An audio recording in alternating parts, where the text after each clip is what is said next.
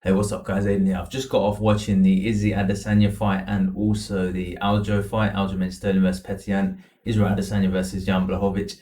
And to be honest, I'm surprised, but at the same time, it's kind of the size difference actually makes sense. And it was nice to see that Jan Blachowicz was able to get the takedowns and kind of make it work for him. He made it work for him. Like I tell you, rounds 1 to 3, everyone, like especially the commentary team, they were saying, "Oh, Izzy's doing this, Izzy's faking this, Izzy's giving Jan all these feints." But you know what Izzy was doing in those rounds? He was throwing question mark kicks to which Jan was clever the whole time. Jan, when he was getting feinted, he would keep his hands up. So every time Izzy was throwing that question mark kick, his hand was up here. Every time Izzy's throwing a jab, Jan Blachowicz with a rear hand parrying, brother. I don't think we saw one jab from Izzy land because Jan Blachowicz has got a good enough. He's got the fundamentals. And what was Jan doing? He was throwing a jab to the head, jab to the body, throwing double jab moving forward. He was doing a blitz combo, throwing a body kick off it, blitz combo, throwing a leg kick off it, and those were adding up. So when Joe and crew were saying rounds 1 to 3, Izzy, I was kind of watching it and I was getting kind of frustrated at the commentary team at the time as well. I guess because of the angle they're seeing there, and because in their minds they're thinking that Jan, Izzy is the striker. But what Izzy was doing a lot of, he's doing a lot of fakes, a lot of things to try and draw Jan Blachowicz out of positions, try and catch him, try and counter him. But it didn't work for him. And what was great to see actually was this fight, we got to see Jan Blachowicz implement a style that could be used against Izzy in future, and it's actually showed holes in Izzy's game. And DC got into that later on in the fight, which is when Izzy was moving his head back, he tends to move his torso back as well, and Jan can just shoot in. So now I'm thinking I want to run the Izzy Adesanya versus Robert Whittaker fight again, just to see if Rob Whittaker can do something there as well to try and get those takedowns, try and get Izzy to the ground. I think Izzy should stay at middleweight. He should not come up to light heavyweight, leave light heavyweight alone. Just stay in middleweight. I think that's where his frame is best. That's where he's got the speed, he's got the power, he's got, he's more competitive against his opponents. I think at light heavyweight, against some of the other, the harder hitters especially, I think Izzy would have trouble. Jan gave him a lot of respect. And now moving forward, I don't know if fighters are going to give Izzy as much respect in terms of the striking, because what they got to look at is what Jan Blachowicz did correct, and that was that Jan Blachowicz, when Izzy was throwing fakes, he was reacting to the feints, but he wasn't doing big reactions. Do you know what I mean? He wasn't going out of position. He wasn't trying to swing for the hills and lose his footing or something. He was just doing little bits, and Izzy was not able to. Because Izzy, at the end of the day, you're faking someone, yeah. You're faking someone because you're trying to open up another avenue for attack. Izzy's faking, but even when he's faking, Jan's hand is going up. So Izzy needs to go down. But Izzy was not going down, and Izzy needed to start going. Like, what I'm saying by going down is he if he was going to land that question mark kick, the whole thing of the question mark kick is you need to sell the low kick. But Izzy never sold the low kick. He started off with high kicks right from the start. I don't know if maybe it was nerves, different strategy, if he thought he was fast enough to catch Jan, but because he started with the high kicks, maybe he was trying to wear Jan down, wear his arms down. I mean, later on in the fight, we did see Jan's arms dropping, but starting off with high kicks compared to, and you know what part of it is as well, is Jan Blachowicz was just checking the kicks so well. Like the low kicks, we didn't really notice because Jan Blachowicz was checking most of them, man. Like the high kicks in terms of, because you remember them, because when you see them, you're like, oh. But Izzy was throwing low kick, but Jan Blachowicz, just fundamentals. He was literally fundamentals we saw from Jan Blachowicz. And Izzy, like, he's like a Taekwondo black belt. He looks so good. Like when he's doing all the moves, he's doing all the flash, he's moving around. But Jan Blachowicz had better timing. I think in that fight he had a bit better rhythm. Um, Maybe even, I mean, Izzy obviously, yeah, the distance management probably would go to Izzy, but Jan Blachowicz was able to use his sense of rhythm, his sense of the lighter strikes, double jabs, bro. If you're fighting someone faster than you, that's why you see Jan Blachowicz was throwing a hook. And what was he throwing after the hook when he couldn't? He was coming in with a hook and he's coming in with a cross afterwards because he's trying to stick to the fundamentals, those straight down the pipes, and they were catching Izzy. He was catching Izzy with like jabs, especially, and that's something, isn't it? Do you know what I mean? At least if you're touching the guy and the other guy's not touching you, then that's something. I don't know if I'm remembering it 100% correctly, but from what I saw, Jan Blachowicz was the one doing the damage. Izzy was trying to use fakes to draw out Jan Blachowicz out of position. Jan was not falling for it. So rounds 1 to 3, majority I went towards Jan. Rounds 4 and 5, all Jan because of the takedowns, obviously. And that's why people are going to say now, how did he get 49-46 or 49-45? But it's because Jan Blachowicz, when he was landing, he didn't look, because Izzy doesn't give a reaction. Right, so when Jan was coming forward with a blitz and throwing a kick at the end of it, he's not giving a reaction. Jan the whole time he's giving loads of reactions because he's going for the feints. He's trying to he's trying to get the timing. Izzy's timing. He's just trying to make sure he doesn't get caught or something. So it looks like Izzy's in control. It looked like Izzy was in control, but Jan was the one who was landing, because even if you're getting a guy to you're faking him, yeah, you're looking good, you're doing this, you're doing that. You're like, yeah, bro, I got you, I got you, I got you. Jan's the one who's throwing the combos and finishing it with a kick. And that kick that's the fundamental stuff. Like you throw a combo to occupy him upstairs, kick to the body. Throw a combo, occupy him upstairs, kick to the body. Jab to the head, jab to the body. Beautiful. Didn't get counted once by Izzy. Why? Because it's a fast combination. Izzy, what he could have done, maybe throw the knee as Jan's coming in with that combo. But again, it's his stance. He was front foot heavy as well, and Izzy's kind of movement based. He's not going to be throwing that knee. So Jan was good to deploy jab to the head, jab to the body, moving forward with the double jabs. Beautiful, man. That's beautiful boxing. That's 101 basics. 101 basics. And that's the kind of things that you, at the highest level, those are the things that are going to work, because they're reason that they're the basics. And that was quite good to see Jan Blachowicz, even though he looked sloppy at times. He looked sloppy, but you can see he's got the parry. He's got the rear parry. Izzy's hands are down here the whole time. Works at middleweight, right? It works at middleweight because the fighters are shorter than him. They have to reach. He leans. So Izzy can get out of the way. But Jan, same height as him, almost the same reach, touching. So it was like, to be honest, I was more impressed with Jan's ability to just break down Izzy's style with the fundamental striking, bro. Just the fundamental striking combos. And then round 4 and 5 were just the icing on the cake. Obviously, the rounds are closer than what I'm kind of making out to be. But when I was watching it, I thought Izzy was going to win this. When it got to the fight, I didn't know who I was rooting for. I kind of looked at them as they were in the octagon, and I kind of wanted Jan to win. Actually, I was just looking at the way that Izzy was kind of looking, just overly confident in a way, and I was just like, bruv, like, are you sure? Like, I don't know, something about it just gave me the wrong kind of vibe, and I kind of went with Jan in that moment, and then I was starting to root for Jan, just because I think Izzy's kind of, he was a bit in his own hype in a way, maybe, but we all were as well. I was as well, and I still am at middleweight. I still think he's the king, and Robert Whittaker is the guy I'd like to see fighting. I'd like to see Robert Whittaker employ a similar style to what we just saw Jan do. Don't try and knock out Izzy, bruv. Double jabs, moving in with the double jabs, throw the leg kicks, throw blitz combos. Izzy's gonna move off to the side, throw the body kick. And you know what? Jan Blachowicz did the same thing against Dominic Reyes. Throwing the blitz combos. Dominic's getting out of there. He's a mover, body kick. Because if you're starting the punching range, your opponent's not going to be able to get out.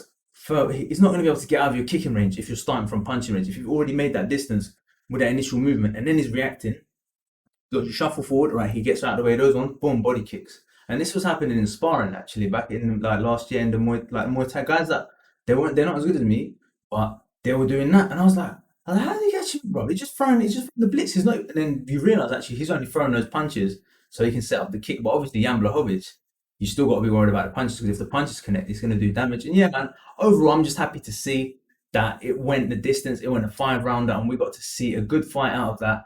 It was 5 solid rounds, very technical first 3. Some people may think it's slow, but it was very, very technical. And then the last 2 rounds, obviously, just Jan Blachowicz taking over with a takedown, keeping it safe, staying in those safe positions on the ground. And yeah, man, just overall exciting, good fight. And yeah, I'm happy. I'm pleased with the result. I'm happy that no one just got knocked out in the first round or something silly like that. And yeah, it was good to see. Would I like to see Israel Adesanya fight again at light heavyweight? No. I don't want to see him fight at light heavyweight again. I'm happy him being the dominant king at middleweight. Like, he hasn't got nothing to prove by moving up to light heavyweight. You know what I mean? What's the point, bro? People are bigger than you. Then they're just gonna win because they're bigger than you. Like, I mean, Jan, that's not the case. Jan used fundamentals and he was bigger than you. So that was the kind of thing. Like, Jan, I mean, DC was saying Jan got the takedown because Jan was big, but Jan, the timing, bro, it was nothing to. I don't think it was too much to do with the size of Jan that was getting him those 2 takedowns. It was the timing on them, bro, because he threw those takedowns like GSP throws them takedowns. You know what I mean? Izzy was just like, he couldn't do anything, bro. It was so nicely timed, both for the takedowns. And Jan Blachowicz, man, what an impressive fighter. And hopefully soon Glover Teixeira is going to get in there with him. To the old guard, man, just showing these fresher fighters what's up. Yeah, I was excited. I was happy. Next up is the Petr Yan fight against Aljo Sterling. Aljamain Sterling comes in. he's like one of them guys like on UFC 4. He just knows all the controls. He knows all the buttons, but he's not very good at the game. But obviously Aljo is very good at the game. But Petr Yan is just like fundamental king, bro. He's another guy who's just got such good fundamentals. But that said, Aljo, if in the second fight, if they do run it again, work the body, bro, because that but then body shots were doing numbers. And in terms of not just like to do damage, like you don't worry about the damage, rack up the points because then body shots. Every time Petr Yan's up here, the body shots are connecting. And Petr Yan might be like, yeah, it's not hurting him. He's probably not hurting him. He's probably just cool. He's like, you know what I mean? If he's here, he's shelled up, he's expecting body shots, he's tensed, he's ready. But the points were adding up, working him on the clinch on the fence, those were adding up as well. Obviously, the controversial moment. And you know what? It's a shame because I was sitting there and I was watching it. I was like, this is actually a closer fight than it might look between the skill because there was a skill gap between the two of them. But Petr Yan didn't start fighting until like the third round, fourth round. He was kind of getting into it, and you're like, hang on, Petr Yan's got 2 rounds here. He needs to fight and show something because the first three, you could, Aljo's been the one who's doing all the activity. I know he's not doing the damage. I know he's just throwing stuff out there, but he's landing, he's connecting. You know what I mean? Just because Petr Yan's standing there not looking phased, the judges, they might not have seen it from that angle. They'll see, I was like, okay, one guy's getting hit a lot, he's getting hit everywhere. Even if it looks like he's blocking or he's riding the shots, he's a tough guy, he's fine with it. It's like Petr Yan had to light something under him in those last, and it was we were gonna get it, we were gonna get it because Aljo was getting tired. Petr Yan was there, and he was gonna. It was like we got robbed of a good like round and a half, and so did Aljo because Aljo could have really shown his heart in those moments. Do you know what I mean? That's where he would have shown like how he deals with adversity. Unfortunately, he has his knee on the floor, and according to Khabib and Joe Rogan and the others, Petr Yan's corner tell Petr Yan knee him in the head or like hit him. No, they don't say knee him in the head. They say you can hit him because he asks his corner. He says, "Can I hit him?" They say you can hit him, and then he goes for that knee, bang, and you right clean there, and you see Aljo's head go all the way like this, and then he's just on the floor. Just that's it, bro. He's done. He's just like, well, what's the point? I'm scrambled egg now. Like, I mean, people probably saying I haven't read the comments. I've watched the fight and I'm jumping on the mic, but people probably thinking maybe he wasn't that hurt, but that was a knee to the head, bruv, and he's got both his knees on like he's got one knee on the floor, I think, and the other one foot. That's gonna do damage, bruv. That's gonna do a lot of damage because you haven't got. I mean, what shock absorbers have you got? You're just gonna get pure whiplash out of that, and it's a knee to the head, bruv. Imagine how much power you can generate throwing a knee like low. Like try and throw a knee to a midsection, and then try and throw a knee low. Just throwing low knee, bruv, is so much more power, and just straight into the side of Petr Yan of Aljamain Sterling's head, and then yeah, obviously Aljo got the win there. And Petr Yan put his hand up at the end. He's like that. He's like, yep. And Joe Rogan's getting mad, and I was just kind of cracking up there. Actually, I was cracking up because it just shows what a cold-blooded killer Petr Yan is, bro. He's not even fast. In his eyes, he's still the champ, bro. He doesn't care. He knows that he's gonna come back, and I think he's gonna beat Aljo, bro. Like dominantly in the next one. I think he's not going to be waiting around to the fourth, fifth round because now he's seen what Aljo can do. And Petr Yan took Aljo down more than Aljo took Petr Yan down. I think in the end, wasn't it? What was it? One takedown out of 14 for Aljo. He did a lot of good work on the clinch, obviously in buying time and stuff on the fence. But yeah, it was a good fight though. I would like to see them run it again. Obviously, congratulations to the champions. Izzy, like I said, go back to middleweight, stay at middleweight, do your thing, bro. Do your thing at middleweight because that's there's a reason there's weight classes anyway, and in future he could go take that challenge again and go up in weight class, fight someone. Guys are going to be saying now John Jones versus Jan Blachowicz. I don't know. I'd say prime John Jones takes Jan Blachowicz. I say prime John Jones does because he's just going to run away with his fingers out, fucking deep in the leg, side kick in the leg, spinning elbows, spinning this, then doing takedowns, clinching elbows, more poking the eyes, and Jan's just going to be like, well, what is this? What is this? That's what I think. That's how. But current John Jones versus Jan Blachowicz, very close one. I'd say that's a very close one. I'd still probably lean. No, I would probably say Young can get that one done, man. Current John Jones is too static to deal with Jan Blachowicz. I think so. Young can come in with them combos, but current John Jones does have a big chin on him, a big old chin. But anyway, they're going to be fighting. He's going to be fighting Glover Teixeira.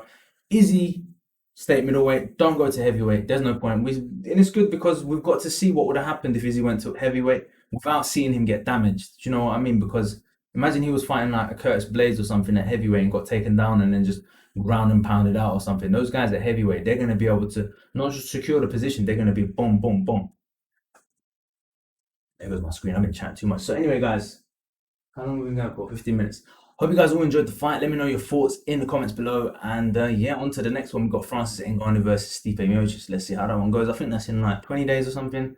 See how that one goes. Yeah, the surprise is 70% of this channel, and I think 250 people in the end voted.